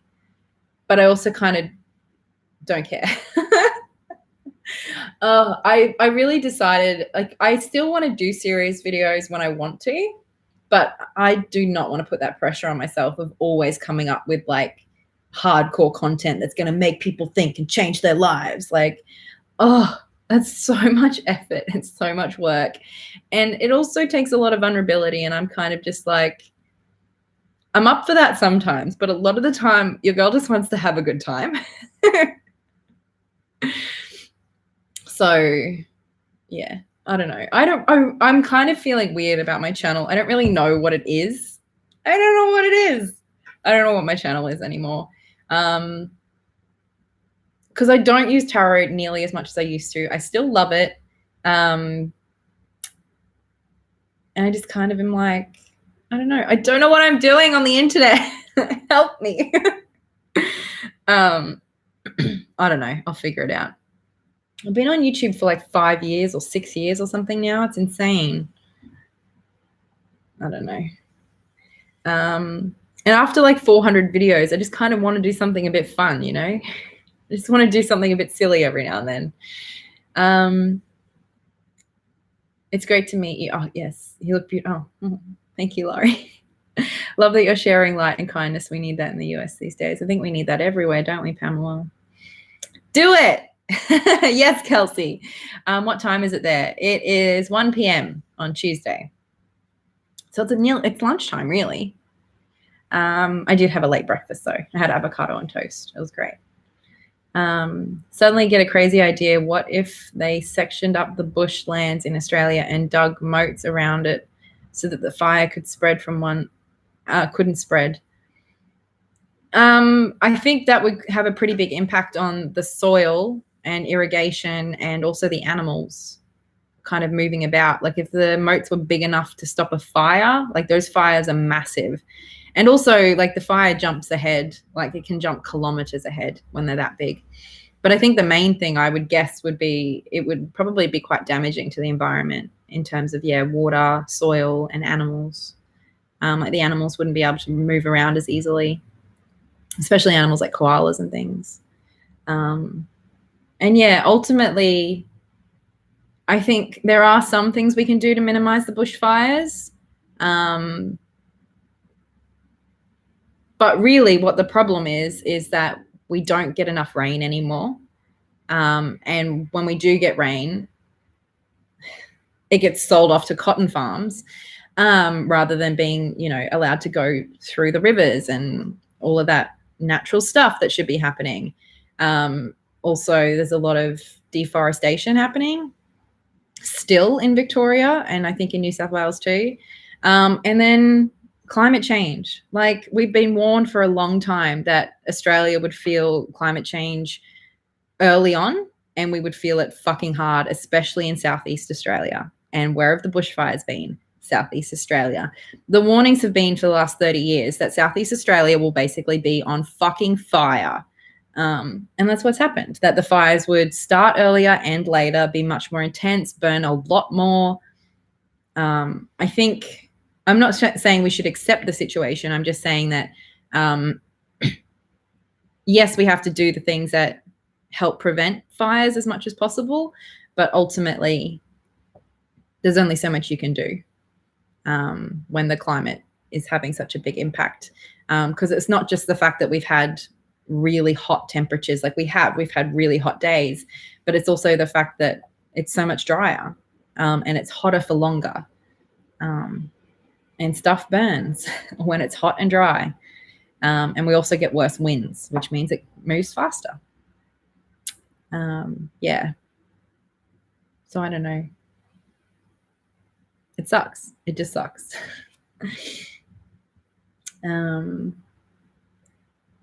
Pairing wine, alcohol with tarot decks. Considering I'm a 7 years sober alcoholic, that might not be the video for me. Maybe I could do, I don't know, something else. Not that one for me though. Just join your Discord. Yay! John, there's actually a deck based on tarot and mixology. Yeah, I've seen that. I've heard, but since I don't drink that much, yeah. Yes, Miss Flowers. I'm not sure what that was in response to.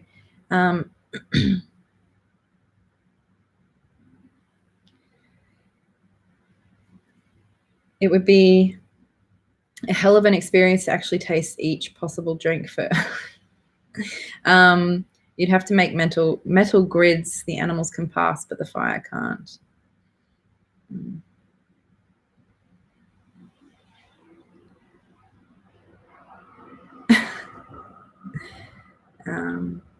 Same here with the fires in the West. CA, is that California? Though not anywhere near the landmass of what your country is going through. Trump feels breaking the forest floor will stop. Yeah. Like the fireys have been saying, they've done everything they can really in terms of preventative measures. And we were warned about a year or two ago, like the fireys have been trying to have meetings with the Prime Minister, being like, everything is really fucking dry. There's a lot of fuel for fires. And we are going to have a horrific fire season, if not this year, next. And our Prime Minister was just like, whatever, I'll talk to you later. It'll be fine. Like we knew it was coming, basically. We 100% knew that this year or next year, we were going to have a fucking terrible time.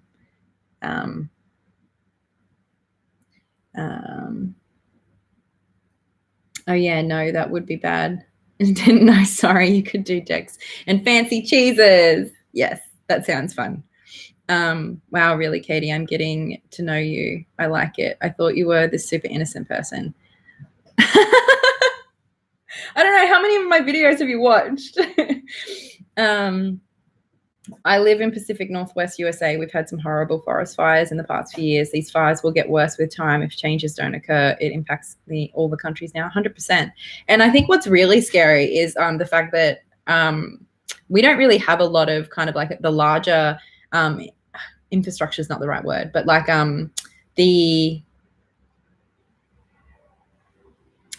the water bombing planes and helicopters and stuff. We don't have a lot of that in Australia. What happens is that when your fire season ends in the US, we like hire it and rent it and you send it over here. But our fire seasons are overlapping now. And I think that's what's really scary too. It's not only the magnitude of them, but the fact that, you know, when you guys are having really bad fires, we send over fireys because it's our winter and they're kind of not that busy, and vice versa. Like we have a lot of fireys from Canada, the US, and I think New Zealand too at the moment. You know, it's like that, you know, the whole world is kind of covered at different times, you know. But as the fire seasons overlap more and more and more, it's like I think those resources are going to be really fucking hard to come by. Like if the US is still burning, you're not going to send over your firefighters and your helicopters, right? Like that's not going to happen. And vice versa. Like that's also something that's really scary, is that fire seasons are getting longer and they're overlapping.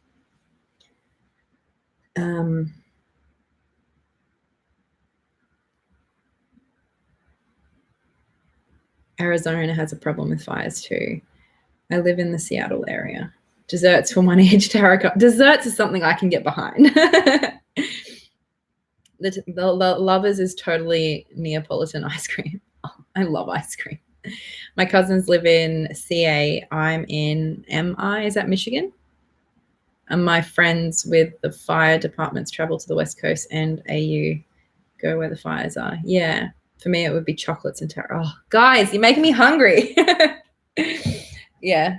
No, the fires are fucking terrible. And summer has always been my favorite season. And this year, I just really want it to be over. Opal is quartz with water mist trapped inside. Oh, wow. Maybe Australian's water is trapped in the opal. Yeah. A lot of our water.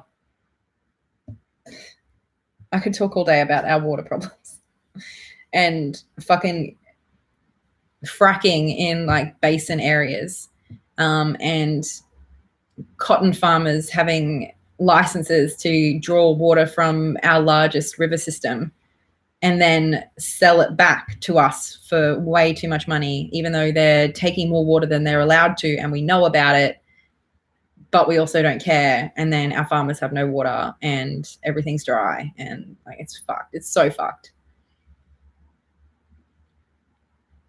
The stuff around our water management is really scary. And if you want to talk about corruption, have a look at our water management stuff in Australia. It's terrifying. Get to know the mind I have to deal with 24/7. Yeah. Okay, well, we are nearing on 2 hours. Any last questions? Otherwise, I'm gonna have to go film. I'm gonna have to. I get so oily. I'm so oily. 7-layer cake. Oh, yum. If anyone's ever in Footscray, go to Mrs. Trishy's. There's also a cafe, well, not a cafe, a bakery in Footscray that does durian cake, which I need to try. Because my friend bought some durian cake. She buys it every year for her family for their Lunar New Year, their Chinese New Year celebrations. And I went with her and we realized they made mini ones. So I want to go and try a durian cake because I've never tried durian. I'm a little bit scared too, but I figured if I try a cake version, I'll get a bit of the flavor without it being too overwhelming. You know what I mean? Like I feel like it's a good way to ease me into some durian because I have quite a few friends who really like durian and they want me to eat it. 7-layer cake reminds me of the wish card, 9 of cups, or was it the 7 of cups? The wish card's the 9 of cups with the kind of really smug guy sitting there with all the cups behind him. Okay, friends. Well, thank you all so much for hanging out with me. I really appreciate it. I'm sorry I've been absent for a while, but I hope you can understand. And I will do my best to get a little bit more consistent again. I don't know how well I'll do with that, but I'll do my best. And yeah, it's been fun hanging out with you. I really appreciate it. I hope I got to all the questions. I think I did, although I'm sure I missed one or two, and I'm very sorry for that. But we'll do another Q&A sometime in the future. I had a fun time. Thank you. Thank you. And thank you for being our mod, our new mod we needed. And Laurie, thank you for modding. We needed that. Okay. Well, thank you all so much, and I will see you soon. Bye.